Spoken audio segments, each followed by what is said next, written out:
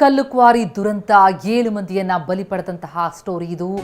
7 ಕಾರ್ಮಿಕರು ಕಲ್ಲುಕ್ವಾರಿಯಲ್ಲಿ ಬಂಡೆ ಕುಸಿದು ಮೃತಪಟ್ಟರು. ಬೆಂಗಳೂರು ದಕ್ಷಿಣ ತಾಲೂಕಿನ ಮಾದಪಟ್ಟಣದಲ್ಲಾದಂತಹ ದುರಂತ. ಕಾವೇರಿ ಕ್ರಷರ್ ಅಲ್ಲಿ ಕೆಲಸ ಮಾಡ್ತಾ ಇದ್ದಂತಹ ಕಾರ್ಮಿಕರು ಏಕಾಏಕಿ ಬಂಡೆ ಕುಸಿದು ಬಿದ್ದಿದ್ರಿಂದಾಗಿ ದಾರುಣ ಅಂತ್ಯ ಕಂಡಿದ್ದಾರೆ. ಬಿಹಾರ ಮೂಲದವರು ಸೇರಿ 7 ಕೂಲಿ ಕಾರ್ಮಿಕರು ಸ್ಥಳದಲ್ಲೇ ಪ್ರಾಣ ಬಿಟ್ಟಿದ್ದಾರೆ. ಬಂಡೆಯಡಿ ಸಿಲುಕಿ ಆ ಬಡ ಕೂಲಿ ಕಾರ್ಮಿಕರು ಪ್ರಾಣ ಬಿಟ್ಟಿರೋದು. ಈ ಹಿಂದೆಯೇ ಈ ರೀತಿ ಅಕ್ರಮ ಕ್ವಾರಿ ಕುರಿತಂತೆ ಧ್ವನಿ ಎತ್ತಿದ್ದೆ ಅಂತ ಶಾಸಕ ಸೋಮಶೇಖರ್ ಅವರು ಹೇಳ್ತಾ ಇದ್ರು. ಅಸೆಂಬ್ಲಿಯಲ್ಲೂ ಕೂಡ ಈ ಬಗ್ಗೆ ಪ್ರಸ್ತಾಪ ಆಗಿತ್ತು ಅಂತ. ಅಷ್ಟಾಗಿಯೂ ಯಾವುದೇ ಆಕ್ಷನ್ ಆಗಲಿಲ್ವಾ? ದುರಂತ ಆಗೋವರೆಗೂ ಕೂಡ ಸುಮ್ಮನಿದ್ದದ್ದು 7 ಮಂದಿಯನ್ನ ಬಲಿ ಪಡೆದಿದೆ. ಊರಿಂದೂರಿಗೆ ಬಂದು ಕೂಲಿ ಕೆಲಸ ಮಾಡಿಕೊಂಡು ಬದುಕು ಕಟ್ಕೊಂಡಿದ್ದಂತಹ ಆ ಜನ ಬಡ ಮಂದಿ ಈ ದುರಂತಕ್ಕೆ ಬಲಿಯಾಗಿದ್ದಾರೆ. ಈಗ ನಮಗೆ ಯಾರು ದಿಕ್ಕು ಅಂತಿದ್ದಾರೆ ಕುಟುಂಬಸ್ಥರು. ಏನು ಪರಿಹಾರ ಕೊಟ್ಟರು ಹೋದ ಜೀವ ಬರುತ್ತಾ? ಮತ್ತೆ ಮತ್ತೆ ಈ ದುರಂತಗಳು ಸಂಭವಿಸದೇ ಇರುವಂತೆ ತಡೆಯೋದು ಹೇಗೆ ಅನ್ನುವಂಥ ಪ್ರಶ್ನೆಯನ್ನು ಶಾಸಕರು ಮಾಡ್ತಾ ಇದ್ರು. ಕಾವೇರಿ ಕ್ರಷರ್ ಅದು. ಈಗ ಕ್ರಷರ್ ಮಾಲೀಕ ಸೇರಿದಂತೆ ಎಲ್ಲರ ವಿರುದ್ಧ ಕ್ರಮ ಆಗಬೇಕು ಅನ್ನುವಂತಹ ಆಗ್ರಹ ಕೇಳಿ ಬರ್ತಾ ಇದೆ. ಲೈಸೆನ್ಸ್ ಇತ್ತಾ, ಸೇಫ್ಟಿ ಮೆಜರ್ಸ್ಗಳಿತ್ತ ಅನ್ನೋದು ಪ್ರಶ್ನೆ. ಇನ್ನು ಬಂಡೆ ಉರುಳಿರುವಂತಹ ಹೊಡೆತಕ್ಕೆ ಟ್ರ್ಯಾಕ್ಟರ್ ಹಿಟಾಚಿ ಕಂಪ್ಲೀಟ್ ಆಗಿ ಅಪ್ಪಚ್ಚಿ ಆಗಿದೆ. ಕಲ್ಲು ಕ್ವಾರಿಯಲ್ಲಿ ಒಂದೊಂದು ದೃಶ್ಯಗಳು ಘೋರವಾಗಿದೆ. ಬಂಡೆ ದುರಂತದಲ್ಲಿ ಸ್ಥಳದಿಂದ TV9 ಗ್ರೌಂಡ್ ರಿಪೋರ್ಟ್ ಅನ್ನ ಕೊಡ್ತಿದ್ದು, ಬಂಡೆ ಅಪ್ಪಳಿಸಿದ ರಭಸಕ್ಕೆ ಟ್ರ್ಯಾಕ್ಟರ್ ಪೀಸ್ ಆಗಿದೆ. 15ರಿಂದ 16 ಕಾರ್ಮಿಕರು ಬಂಡೆಯಡಿ ಸಿಲುಕಿರುವಂತಹ ಶಂಕೆ ಅಂತ ಹೇಳಲಾಗ್ತಿದ್ದು, ಗುರುತೇ ಸಿಗದಷ್ಟು ರೇಂಜ್ಗೆ ಟ್ರ್ಯಾಕ್ಟರ್ ಕಂಪ್ಲೀಟ್ ಆಗಿ ಅಪ್ಪಚ್ಚಿಯಾಗಿದೆ ಅಂದರೆ ಈ ಘಟನೆಯ ತೀವ್ರತೆ ಎಷ್ಟು ಮಟ್ಟಕ್ಕೆ ಇರಬೇಡ ಹೇಳಿ. ಮೇಲಿಂದ ಏಕಾಏಕಿ ಬಂಡೆ ಬಂದು ಅಪ್ಪಳಿಸ್ತಾ ಇದ್ದಂತೆ ಕ್ಷಣಾರ್ಧದಲ್ಲಿ ಅಲ್ಲಿ ಕೆಲಸ ಮಾಡ್ತಾ ಇದ್ದಂತಹ ಬಿಹಾರಿ ಕಾರ್ಮಿಕರು ಹಾಗೆ ಕರ್ನಾಟಕದ ಮೂಲದವರು ಕೂಡ ಅಲ್ಲಿ ಸಾವನ್ನಪ್ಪಿದ್ದಾರೆ. ತಮಿಳುನಾಡಿನ ಓರ್ವ ಅಲ್ಲಿ ಬಾಲಕ ಕೂಡ ಅಲ್ಲಿಂದ ಸೇಫ್ ಆಗಿದ್ದ ಯುವಕ ಹಲವು ವರ್ಷಗಳಿಂದ ಅಲ್ಲಿ ಕರ್ತವ್ಯನ ನಿರ್ವಹಿಸ್ತಾ ಇದ್ದ ಅಂತ ಹೇಳಿದ. ಆ ಘಟನೆ ಬಗ್ಗೆ ಸಂಪೂರ್ಣ ವಿವರವನ್ನು ಕೂಡ ಆತ ಕೊಟ್ಟಿದ್ದ. 8 ಕಾರ್ಮಿಕರು ಬಂಡೆ ಕುಸಿದು ಬಲಿಯಾದ್ರು ಅಂತ TV9ಗೆ ಒಬ್ಬ ಪ್ರತ್ಯಕ್ಷದರ್ಶಿ ಹೇಳಿಕೆ ಕೊಟ್ಟಿದ್ದಾರೆ. 15ರಿಂದ 20 ಜನ ಕಾರ್ಮಿಕರು ಕೆಲಸ ಮಾಡ್ತಾ ಇದ್ರು. ಬಂಡೆಯನ್ನ ಡ್ರಿಲ್ ಮಾಡ್ತಿದ್ದಾಗ ಬಂಡೆ ಕುಸಿದು ಬಿಡ್ತು. ನಾವು ಸ್ವಲ್ಪ ದೂರದಲ್ಲೇ ಇದ್ವಿ. ಆ ಸಂದರ್ಭದಲ್ಲಿ ಬಂಡೆಗಳು ಅಪ್ಪಳಿಸಿದ್ವು ಅಂತ ಅಲ್ಲೇ ಕೆಲಸ ಮಾಡ್ತಾ ಇದ್ದಂತಹ ದುರಂತವನ್ನ ಕಣ್ಣಾರೆ ಕಂಡ ಪ್ರತ್ಯಕ್ಷದರ್ಶಿ TV9 ಜೊತೆ ಮಾತನಾಡ್ತಾ ತಿಳಿಸಿದ್ದಾರೆ. ಎಷ್ಟು ಜನ ಇದ್ರು, ಯಾರಿಗೆ ಎಷ್ಟೆಷ್ಟು ಸಮಸ್ಯೆಗಳಾಗಿದೆ ಅನ್ನೋದ್ರ ಬಗ್ಗೆ ಸಂಪೂರ್ಣ ಮಾಹಿತಿಗಳು ಸಿಗಬೇಕಾಗಿದೆ. ಪ್ರತ್ಯಕ್ಷದರ್ಶಿ ಹೇಳೋ ಪ್ರಕಾರ 15ರಿಂದ 20 ಜನ ಕಾರ್ಮಿಕರು ಕೆಲಸ ಮಾಡ್ತಾ ಇದ್ರು ಅಂತ. ಅಲ್ಲಿಂದ ತಳಗಡೆ 5 ಗಂಟೆಗೆ ಆಗಿರೋದು ಈ ಟೈಮಿಂಗ್. ಎಷ್ಟು ಜನ ಕೆಲಸ ಮಾಡ್ತಿದ್ರು ಸರ್, ಮಾಹಿತಿ ಇದೆಯಾ ಸರ್? ಒಂದು 15-16 ಜನ ಇದ್ರು. 15-16 ಜನ ಇದ್ದೊಳಗೆ ಮಿಕ್ಕಿದ ಹಾಸ್ಪಿಟಲ್ ಹೋಗಿದ್ದಾರೆ. ಮಿಕ್ಕಿದು ಇಲ್ಲಿ ಕಾಣ್ತಾ ಇಲ್ಲ ಒಳಗಡೆ. ಇನ್ನೂ ಜಾಸ್ತಿ ಜನ ಇದ್ದಾರೆ ಸರ್, ಈಗ ಇದ್ದಾರೆ. ಎಲ್ಲಿಯವರು ಅಂತ ಏನೋ ಗೊತ್ತಾಗಿದೆಯಾ ಸರ್? ಅವ್ರು ಯಾರು ಅಂತ? ಸ್ವಲ್ಪ ಜನ ಬಿಹಾರಿದವರು, ಸ್ವಲ್ಪ 1-2 ಜನ ನಮ್ಮವ್ರ ಕಡೆಯವರು, ಕರ್ನಾಟಕದವರು, ನಮ್ಮ ಲಮ್ಮಣಿಸ್ ಅವ್ರದ್ದು, ಬಂಜಾರದವ್ರದ್ದು, ಮತ್ತು ಮಿಕ್ಕಿದು ಅವರೊಬ್ಬರು ಇಬ್ಬರು ಗಾಯ ಆಗಿದೆ. ಒಂದಿಬ್ಬರು ಗಾಯ ಆಗಿದೆ. ಏನ್ ಕೆಳಗೆ ಏನ್ ಕೆಲಸ ಮಾಡ್ತಿದ್ರು ಸರ್? ಮೇಲ್ಗಡೆ ಬ್ರೇಕರ್ ಮಾಡೋ ಟೈಮಿಗೆ ಅದು ಕಲ್ಲು ಮೇಲಿಂದ ಬಂದು ತಳಗಡೆ ಬಿದ್ದಿರೋದು. ಅಷ್ಟೇ ಸಮಸ್ಯೆ. ಅಂದ್ರೆ ಸಂಜೆ ಟೈಮಲ್ಲಿ ಬ್ಲಾಸ್ಟ್ ಮಾಡೋದಕ್ಕೋಸ್ಕರ ಅದನ್ನ ಇಡ್ತಾ ಇದ್ರ ಅಥವಾ ಹೇಗೆ ಸರ್? ಅದು ಇಲ್ಲ, ಬೆಳಗ್ಗೆ ಬ್ಲಾಸ್ಟಿಂಗ್ ಎಲ್ಲ ಮುಗಿದ ಮೇಲೆ ಬೆಳತನ ಎಲ್ಲ ಕೆಲಸ ಮಾಡಿದ್ದಾರೆ. ಕೆಲಸ ಮಾಡಿಬಿಟ್ಟು ತಿರ್ಗಾ ಬೆಳಗ್ಗೆ 5 ಗಂಟೆಗೆ ಅದು ಜರ್ಕೊಂಡು ಬಿದ್ದಿರೋದು ಬೆಳಗ್ಗೆ. ಅಂದ್ರೆ ಎಷ್ಟು ಫೀಟ್ ಇದೆ ಸರ್ ಅಲ್ಲಿಂದ ಅಲ್ಲಿಗೆ? ಒಂದು 20 ಫೂಟ್ ಇರ್ಬೋದು ಸರ್, 20 ಅಡಿ. ಇಲ್ಲಿಂದ ಬಿದ್ದು ಅಲ್ಲಿ ಮೇಲಿಂದ ಬಿದ್ದು ಅಲ್ಲಿ ಕೆಳಗೆ ಬಿದ್ದಿರೋದು? ಮೇಲಿಂದ ಬಿದ್ದು ತಳಗಡೆ ಒಂದು 20 ಅಡಿ, ಮೇಲ್ಗಡೆ ಒಂದು 20 ಅಡಿ, 40 ಅಡಿ ಅಂತ. ಎಷ್ಟು ವರ್ಷದಿಂದ ಅವರೆಲ್ಲ ಕೆಲಸ ಮಾಡ್ತಿದ್ರು ಸರ್, ನಿಮಗೂ ಗೊತ್ತಾ? ಸುಮಾರು ಒಂದು 5-6 ವರ್ಷ ಎಲ್ಲ ಮಾಡ್ತಾ ಇದ್ದಾರೆ ಸರ್. ಇಲ್ಲೇ ಮಾಡ್ತಾ ಇದ್ದಾರೆ. ಇಲ್ಲ ಫ್ಯಾಮಿಲಿ ಎಲ್ಲ ಇಲ್ಲೇ ಇದ್ರ? ಇಲ್ಲೇ ಇದ್ದಾರೆ. ಆಮೇಲೆ ಹೆಂಗೆ ಸರ್ ಅಷ್ಟು ಜನ ಆದ್ಮೇಲೆ ಹೆಂಗೆ ಅವ್ರನ್ನೆಲ್ಲ ರಕ್ಷಣೆ ಹೇಗೆ ಮಾಡಿದ್ರು ಸರ್? ಅವರು ಕೆಲವೊಬ್ರು ಓಡೋಗ್ಬಿಟ್ರು, ಕೆಲವರು ಮೇಲೆ ಬಂದು ಬಿತ್ತು, ಕೆಲವರು ತಗಲಾಕೊಂಡ್ರು, ಹಿಂಗೆ ಆಗಿರೋದು ಸರ್.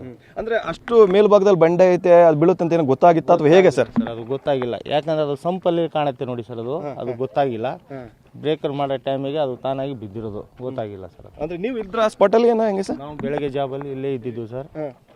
ನಾವು ತೆಗೋ ಟೈಮಿಗೆ ಇಲ್ಲೇ ಇದ್ದಿದ್ದು, ಹೋಗಿದ್ವು. ಅಂದ್ರೆ ಇನ್ಸಿಡೆಂಟ್ ನಡಿಬೇಕಾದ್ರೆ ನೋಡಿದ್ರ ಅಥವಾ ಹೆಂಗ್ ಗೊತ್ತಾಯ್ತಾ ಸರ್? ಹೇಗೆ ಗೊತ್ತಾಯ್ತು? ನಾವು ಬಿದ್ದಿದ ಮೇಲೆ ನಾವು ಬಂದಿರೋದು ಆಚೆ. ಅಂದ್ರೆ 5 ಗಂಟೆಗೆ ಆಯ್ತಾ ಸರ್? 5 ಗಂಟೆಗೆ ಆಗಿರೋದು.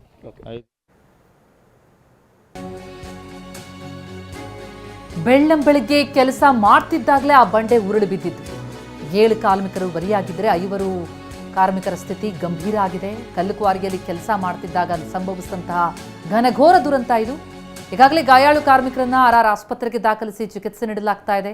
ತಾವರೆಕೆರೆ ಪೊಲೀಸ್ ಠಾಣಾ ವ್ಯಾಪ್ತಿಯಲ್ಲಿ ನಡೆದಂತಹ ಪ್ರಕರಣ ಇದು. ಗಾಯಾಳುಗಳ ಸ್ಥಿತಿ ಕೂಡ ಗಂಭೀರ ಆಗಿದೆ.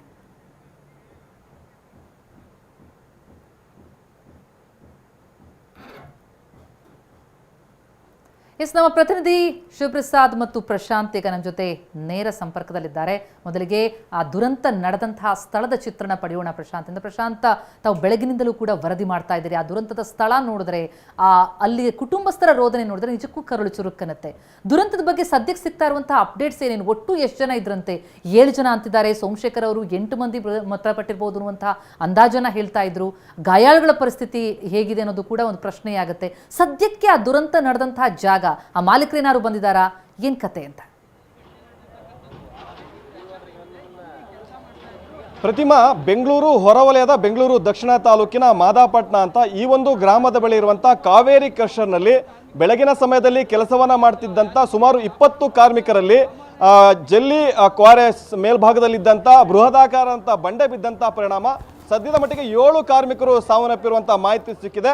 ಜೊತೆಗೆ ಉಳಿದಂತೆ 5 ಕಾರ್ಮಿಕರಿಗೆ ಗಂಭೀರವಾದಂಥ ಗಾಯಗಳಾಗಿ ಬೆಂಗಳೂರಿನ ರಾಜರಾಜೇಶ್ವರಿ ಆಸ್ಪತ್ರೆಯಲ್ಲಿ ಕೂಡ ದಾಖಲಾಗಿ ಚಿಕಿತ್ಸೆಯನ್ನು ಕೂಡ ಮುಂದುವರೆದಿರುವಂಥದ್ದು. ಆ ಘಟನಾ ಸ್ಥಳದಲ್ಲಿದ್ದೀನಿ, ದೃಶ್ಯವನ್ನು ಕೂಡ ಸೀನ್ ಬೈ ಸೀನ್ ತೋರಿಸ್ತೀನಿ.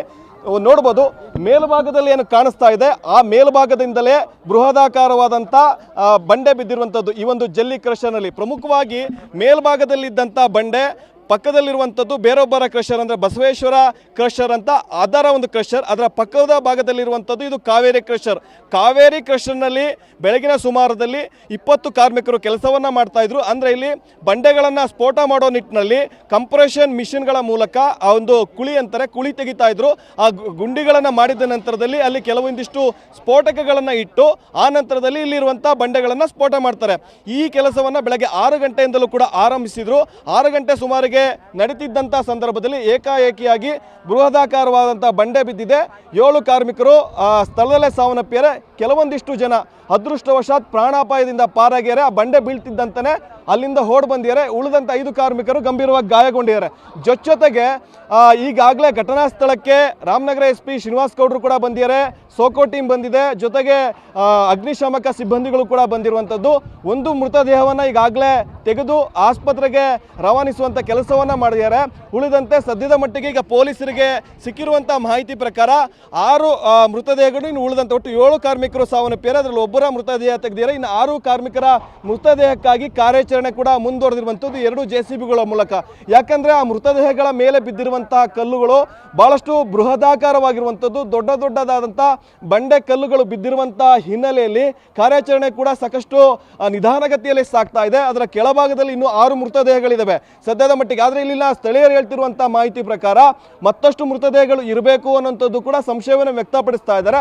ಆ ನಿಟ್ಟಿನಲ್ಲಿ ಅಲ್ಲೆಲ್ಲ ಕಾರ್ಯಾಚರಣೆ ಮುಗಿದ ನಂತರದಲ್ಲಿ ಮತ್ತೆ ಏನಾದರೂ ಮೃತದೇಹಗಳು ಇದ್ದಾವ ಅನ್ನೋಂಥದ್ದು ಕೂಡ ಸದ್ಯದ ಮಟ್ಟಿಗೆ ತಿಳಿದು ಬರುತ್ತೆ. ಆದರೆ ಈ ಒಂದು ಘಟನಾ ಸ್ಥಳಕ್ಕೆ ಇದುವರೆಗೂ ಕೂಡ ಈ ಒಂದು ಸಂಬಂಧಪಟ್ಟಂಥ ಕಾವೇರಿ ಸ್ಟೋನ್ ಕ್ರಷರ್ನ ಮಾಲೀಕರು ಕೂಡ ಇದುವರೆಗೂ ಯಾರೂ ಕೂಡ ಬಂದಿಲ್ಲ.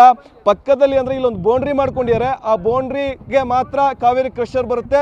ಪಕ್ಕದ ಭಾಗದ್ದು ಬಸವೇಶ್ವರ ಕ್ರಷರು. ಇಲ್ಲಿ ಮೇಲ್ಭಾಗದವರು ಯಾವುದೇ ರೀತಿ ಮಾಹಿತಿಯನ್ನು ಕೊಡದೆ ಆ ಬಂಡೆಯನ್ನು ಅಲ್ಲಿ ಸ್ಫೋಟಿಸಿದ್ರಿಂದ ಕೆಳಭಾಗದಲ್ಲಿ ಇದ್ದವರಿಗೆ ಬಂದಿದೆ ಅನ್ನುವಂಥದ್ದು ಇಲ್ಲಿ ತಮಿಳುನಾಡು ಮೂಲದ ಕೆಲಸ ಮಾಡ್ತಿದ್ದಂಥ ಕಾರ್ಮಿಕರು ಹೇಳ್ತಿದ್ದಾರೆ.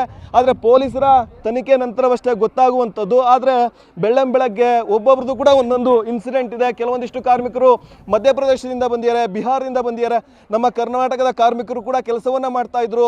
ಅವರು ಯಾದಗಿರಿ ಮೂಲದ ರಾಜು ಅಂತ, ಅವರು ಕೂಡ 6 ತಿಂಗಳ ಹಿಂದೆ ಇಲ್ಲಿ ಹೊಟ್ಟೆಪಾಡಿಗಾಗಿ ಬಂದಿದ್ರು. ಅವ್ರ ಮಗ ಕೂಡ 1 ವರ್ಷದ ಹಿಂದೆ ಬಂದಿದ್ದ. ಅವನು ಕೂಡ ತನ್ನ ತಂದೆಯನ್ನು ಕೂಡ ಕರೆಸ್ಕೊಂಡಿದ್ದ. ಅವರು ಬೆಳಗ್ಗೆ 6 ಗಂಟೆ ಸುಮಾರಿಗೆ ಮನೆಯನ್ನು ಬಿಟ್ಟು ಇಲ್ಲಿ 6:30 ಸುಮಾರಿಗೆ ಕೆಲಸವನ್ನು ಮಾಡ್ತಿದ್ದಂಥ ಸಂದರ್ಭದಲ್ಲಿಯೇ ಏಕಾಏಕಿ ಬಂಡೆ ಕುಸಿದಿರುವಂಥದ್ದು. ಜೊತೆಗೆ ತಡರಾತ್ರಿ ಕೂಡ ಈಗ ಸಾವನ್ನಪ್ಪಿರುವ ರಾಜು ಮಗ ಕೂಡ ಇಲ್ಲೇ ಕೆಲಸವನ್ನು ಮಾಡ್ತಾ ಇದ್ರು. ಅವರು ಇಲ್ಲಿರುವಂಥ ಏನು ಕಲ್ಗಳಿವೆ ಅವನ್ನ ಟ್ರ್ಯಾಕ್ಟರ್ನಲ್ಲಿ ತುಂಬಿಕೊಂಡು ಹೋಗ್ತಿದ್ದಂಥ ಸಂದರ್ಭದಲ್ಲೇ ಮಾಹಿತಿ ಬರುತ್ತೆ. ಮೃತದೇಹವನ್ನು ಕೂಡ ಆತ ಹೊರಗೆ ತೆಗೆದಿದ್ದಾನೆ. ಬದುಕುಳಿದಂಥವ್ರು ಹೇಳ್ತಿರುವಂಥದ್ದು, ನಾವು ಕ್ಷಣಾರ್ಧದಲ್ಲಿ ಮೇಲ್ಭಾಗದಿಂದ ಬಂಡೆ ಬಿತ್ತು, ನಾವು ಪಟ್ಟಂತ ಪಾಸ್ ಆದ್ವಿ, ಫ್ರಾಕ್ಷನ್ ಆಫ್ ಸೆಕೆಂಡಲ್ಲಿ ಪಾಸ್ ಆದ್ವಿ, ಹಾಗಾಗಿ ನಾವು ಬದುಕುಳಿದಿದ್ದೀವಿ ಅನ್ನೋಂಥದ್ದು ಕೂಡ ಹೇಳ್ತಾರೆ. ಈಗ ಪೊಲೀಸರು ಕೂಡ ಸದ್ಯ ಮಟ್ಟಿಗೆ ಮೃತದೇಹಗಳನ್ನು ಹೊರ ತೆಗೆಯುವಂಥ ಕೆಲಸವನ್ನು ಮಾಡ್ತಾ ಇದ್ದಾರೆ. ಆದರೆ ಇದಕ್ಕೆ ಸಂಬಂಧಪಟ್ಟಂತ ಬೇರೆ ಯಾವ ಅಧಿಕಾರಿಗಳು ಕೂಡ ಇಲ್ಲಿಗೆ ಘಟನಾ ಸ್ಥಳಕ್ಕೆ ಬಂದಿಲ್ಲ. ಈ ಒಂದು ಕ್ರಷರ್ನ ಓನರ್ ಕೂಡ ಈ ಒಂದು ಸ್ಥಳಕ್ಕೆ ಬಂದಿಲ್ಲ. ಈ ನಿಟ್ಟಿನಲ್ಲೂ ಕೂಡ ಪೊಲೀಸರು ತನಿಖೆಯನ್ನು ಮುಂದುವರಿಸಿರುವಂಥದ್ದು. ಪ್ರತಿಮಾ.